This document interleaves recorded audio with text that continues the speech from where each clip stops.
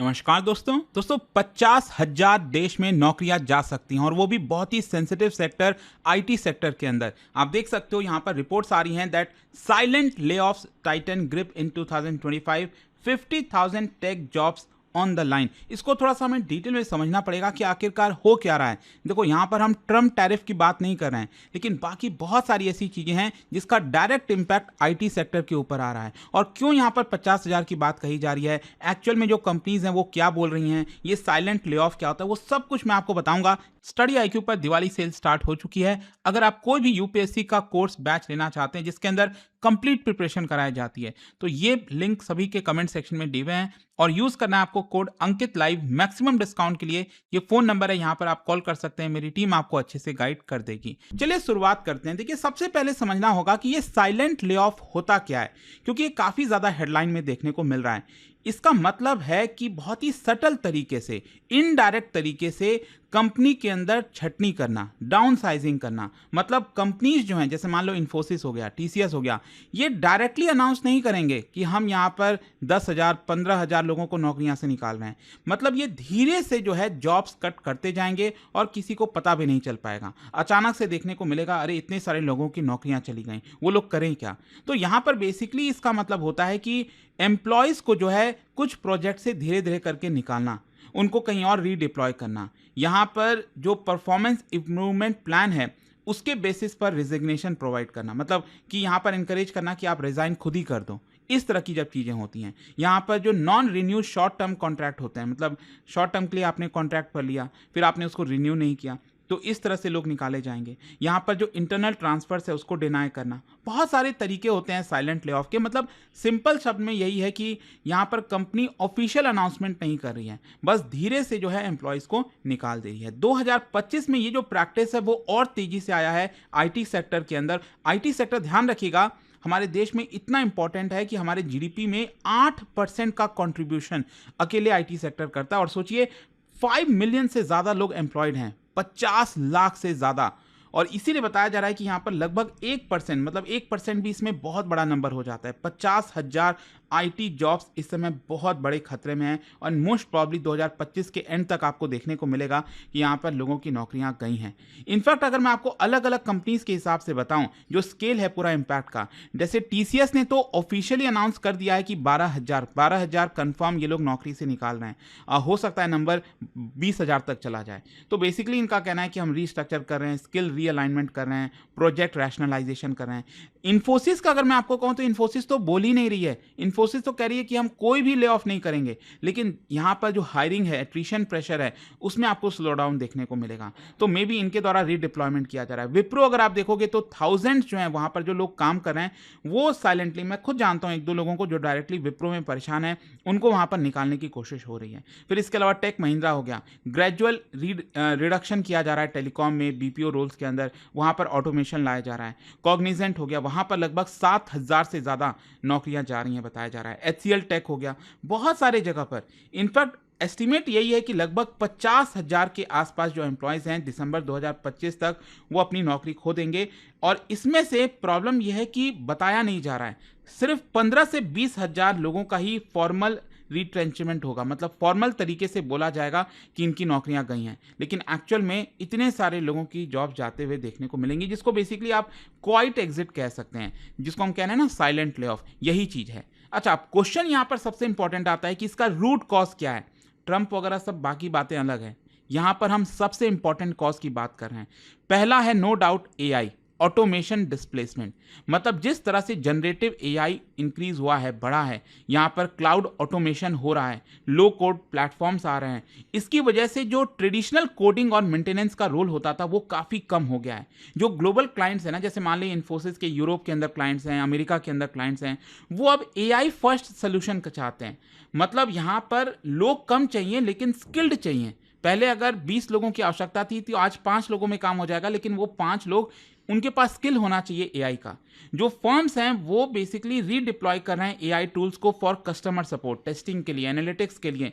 मतलब जहां पर पहले थाउजेंड्स ऑफ एम्प्लॉयज को नौकरी देनी पड़ती थी, अब चुटकियों में काम हो जा रहा है। फॉर एग्जाम्पल अगर आप देखिए टीसीएस, विप्रो, उन्होंने अपने जितने भी लेगेसी टेस्टिंग है, डेटा प्रोसेसिंग फंक्शन है, उन सबको ऑटोमेशन में डाल दिया है। यहाँ पर इन हाउस जो एआई टूल्स हैं उसका इस्तेमाल किया जा रहा है, उसको डिप्लॉय किया जा रहा है rather than large man power pools.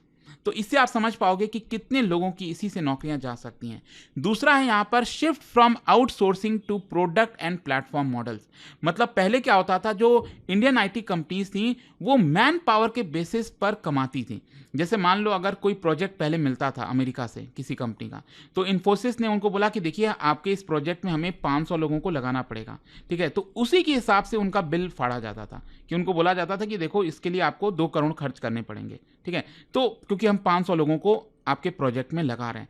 अब क्या है ना कि जो क्लाइंट्स हैं वो ये कहते हैं कि हमें आउटकम बेस्ड चाहिए, हमारा ये काम है, आप बताओ इसके लिए कितना रुपए आप लोगे। यहाँ पर 50 लाख में काम हो जाएगा, पहले 2 करोड़ में काम होता था तो 50 लाख में या फिर 1 करोड़ में काम हो जाएगा। तो यहाँ पर अब हेड काउंट नहीं देखा जा रहा है, कितने लोगों को काम पे लगाया जा रहा है, क्योंकि अब सब कुछ ज़्यादातर एआई के थ्रू हो रहा है, राइट। तो ये आपको मेन डिफरेंस देखने को मिलेगा। जैसे a company that once deployed 1000 engineers for an American bank project, अब यहां पर 400 लोगों से ही काम हो जा रहा है उसको। फिर तीसरा यहां पर जो बड़ा कारण है वो है ग्लोबल डिमांड स्लोडाउन। पहले इतने सारे काम आते थे, सोचिए क्या है ना कि भारत की जो आईटी एक्सपोर्ट रेवेन्यू है यूएस और ईयू से, यूरोपियन यूनियन से 70% रेवेन्यू हमारा वहीं से आ जाता था। लेकिन अब वहां पर कट डाउन हो रहा है, वहां पर जो कंपनीज पहले स्पेंड करती थी अब वो नहीं कर रही हैं, specially banking, financial services, insurance, BFSI जिसको कहा जाता है, वहां पर जो आईटी बजट है वो बहुत टाइट हो गया है। कुछ क्लाइंट्स अपना जो रिन्यूअल्स हैं वो डिले कर रहे हैं, प्रोजेक्ट्स को ही कैंसिल कर दे रहे हैं, एंड इसी की वजह से 1000 जो एम्प्लॉयज हैं जो भारत के कंपनी में काम कर रहे हैं वो करेंगे क्या जब तक काम नहीं आएगा। तो ये भी एक बड़ा कारण है।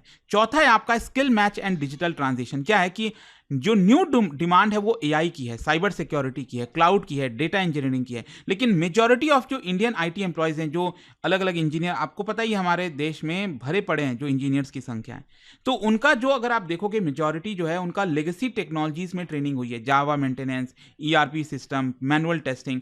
लेकिन अब कंपनीज इन्वेस्ट कर रही हैं रीस्किलिंग में, लेकिन वो बहुत स्लो है। एआई में उनको ट्रेनिंग देनी है तो रीस्किलिंग करना है, लेकिन वो बहुत स्लो प्रोग्रेस पर चल रहा है। और जो लोग स्किलिंग को अडेप्ट नहीं कर पा रहे हैं उनकी नौकरियां जा ही रही हैं, वो क्या कर सकते हैं, उनको आप कहीं और लगा नहीं सकते। फिर फाइनली पांचवा है आपका कॉस्ट ऑप्टिमाइजेशन और मार्जिन प्रेशर। आज के डेट में अगर आप देखोगे जितने भी रिजल्ट्स आ रहे हैं, टीसीएस का, इन्फोसिस, कोई भी अगर आप रिजल्ट देखो तो हो सकता है उसमें आपको देखने को मिले कि रिकॉर्ड रेवेन्यू है, लेकिन रेवेन्यू अलग चीज होती है, प्रॉफिट अलग चीज होता है। यहां पर जो मार्जिन है वो काफी श्रिंक हो गया है। पहले अगर 20% का मार्जिन था वो घटकर 10%, 8% पर आ रहा है। आप समझ लो, मतलब प्रॉफिटेबिलिटी अब उतना नहीं रहा जितना पहले रहा करता था। एंड उसी की वजह से ऑब्वियस सी बात है, जहां जहां पर प्रॉफिटेबिलिटी नहीं होगी वहां पर लोगों को नौकरियां से निकाला जाएगा। सो क्वेश्चन अब यह है कि why silent layoffs instead of public announcement. सबसे पहला क्या है ना, ब्रांड का प्रोटेक्शन। अगर कोई भी कंपनी अनाउंस करती है कि हम अपने कंपनी से 12,000, 15,000 लोगों, जैसे टीसीएस ने अनाउंस किया तो एकदम से हल्ला हो गया कि ये ऐसे कैसे कर सकते हैं। तो ब्रांड के ऊपर बहुत ज़्यादा असर होता है जब भी कोई कंपनी इस तरह से अनाउंस करती है। तो वो लोग चाहते हैं कि साइलेंट तरीके से किया जाए, निकाला जाए लोगों को। लीगल कॉम्प्लिकेशंस भी होते हैं। लेट मी टेल यू, अगर आप बड़े नंबर्स में निकालते हो ना लोगों को कंपनी से, तो ऐसे नहीं निकाल सकते। आपको पहले सरकार को बताना पड़ेगा, लेबर डिपार्टमेंट के नोटिफिकेशंस आएंगे, तब जाकर ये होगा। तो कंपनी सोच रही है इतना पछड़े में क्यों फंसना है, इससे अच्छा है कि साइलेंटली चीज़ों को कर लो। फिर इसके अलावा यहाँ पर मार्केट सेंटीमेंट को भी तो मेंटेन करना है। जो आईटी स्टॉक्स हैं वो बहुत ही सेंसिटिव होते हैं। अचानक से खबर आ जाए ना, पूरा का पूरा शेयर मार्केट में स्टॉक गिर जाता है, तो वो नहीं करना चाहते। ग्रेजुअल ऑप्टिमाइजेशन कर रहे हैं, मतलब जो फर्म्स हैं वो नेचुरल एट्रिशन और प्रेशर टैक्टिक्स डाल रही है। मैंने आपको बताया ना, मैं कुछ लोगों को जानता हूं उनके ऊपर ऑलरेडी काफ़ी प्रेशर आ रहा है कि वो खुद ही यहाँ पर नौकरी से छोड़ दें। अभी इतने दिन से वर्क फ्रॉम होम चल रहा था, अभी अचानक से उन्होंने कह दिया कि नहीं, गुड़गांव से नोएडा आओ। कोई कंपनी गुड़गांव में है तो कोई नोएडा में रह रहा है तो नहीं वहाँ, तो वो लोग कह रहे हैं कि हम आ ही नहीं सकते, पॉसिबल नहीं है अब हमारे लिए, घर यहाँ पे। तो इस तरह से बहुत सारे अलग अलग प्रेशर टैक्टिक्स अपनाए जा रहे हैं। सो साइलेंट जो है वो कहीं ना कहीं एक तरीका बन गया है कंपनीज का लोगों को नौकरी से निकालने का। अच्छा, यहाँ पर जो कंपनीज के स्टेटमेंट्स आ रहे हैं उनके कॉन्ट्रडिक्शंस भी आपको देखने को मिलेंगे। जैसे टीसीएस के अंदर जो एचआर हेड है मिलिंद लक्कड़, उन्होंने बताया कि जो रिपोर्ट्स हैं 50,000, 80,000 लोगों की नौकरियां जाएंगी, ये बहुत ही ज़्यादा एग्जैजरेटेड है। लेकिन उन्होंने कहा कि हाँ, 6,000 हम निकाल रहे हैं लोगों को, यहाँ पर इंटरनल जो रिपोर्ट्स हैं वो कुछ और ही बता रही हैं। इन्फोसिस में भी यही आप चीज़ देखोगे, जो सीईओ हैं सलील पारेख, उन्होंने कहा कि हमारा कोई प्लान नहीं है ले ऑफ का, लेकिन अगेन खबरें यही आ रही हैं कि वहाँ से भी लोगों की नौकरियां जा रही हैं। विप्रो और टेक महिंद्रा में अगेन साइजिंग को देखा जा रहा है कि बहुत ज़्यादा लोग नौकरी पे थे, तो लो प्रॉफिट सेगमेंट्स में से लोगों को ले ऑफ किया जा रहा है। तो इस तरह से आपको काफ़ी कॉन्ट्राडिक्शन देखने को मिलेगा, लेकिन क्वेश्चन ये है कि इसका इकोनॉमिक और सोशल इंपैक्ट क्या होगा। सबसे पहला है एम्प्लॉयमेंट और मिडिल क्लास के ऊपर बहुत इंपैक्ट आएगा। भारत का जो IT सेक्टर मैंने आपको बताया 50 लाख से ज़्यादा नौकरियां हैं, 1% भी अगर इसमें कम होते हैं ना, 50,000 नौकरियां जाएंगी, जो कि डायरेक्टली देश की consumption, housing, urban economy, Bengaluru में, हैदराबाद में, पुणे, चेन्नई में, यहाँ पर बहुत असर देखने को मिलेगा। रियल इस्टेट में असर पड़ेगा। अरे बेंगलुरु और पुणे में अगर आप देखो तो जब IT एम्प्लॉयज़ पेमेंट नहीं कर पाएंगे, कंजम्पशन नहीं करेंगे, तो रियल इस्टेट सेक्टर मतलब जो रेंटल डिमांड था वो कम हो जाएगा।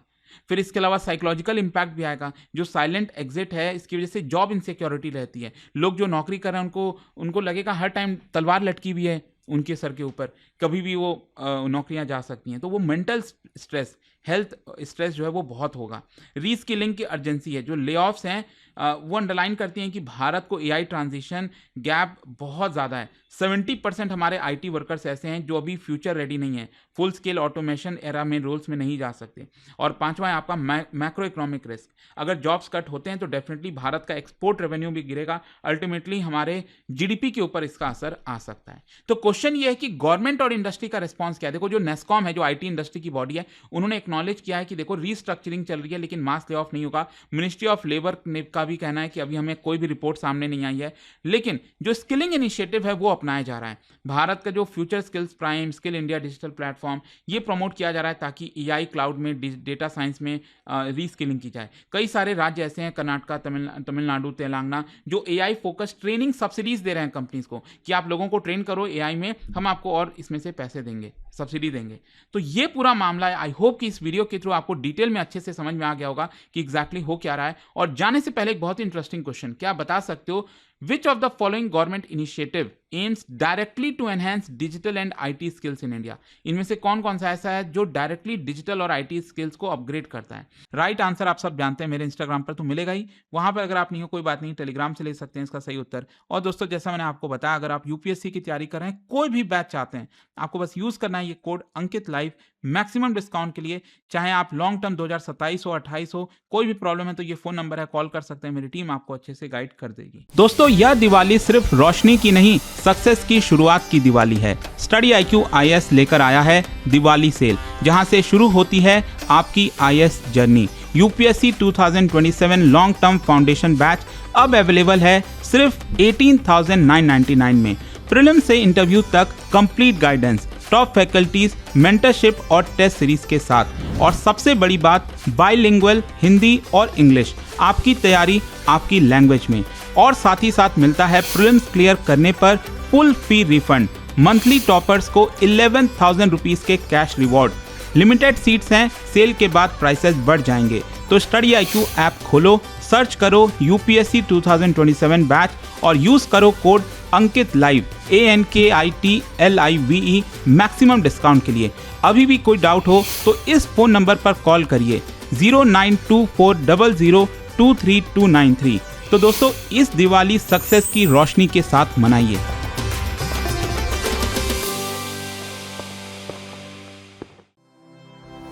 स्टडी IQ IAS, आपका सिलेक्शन हमारा मिशन।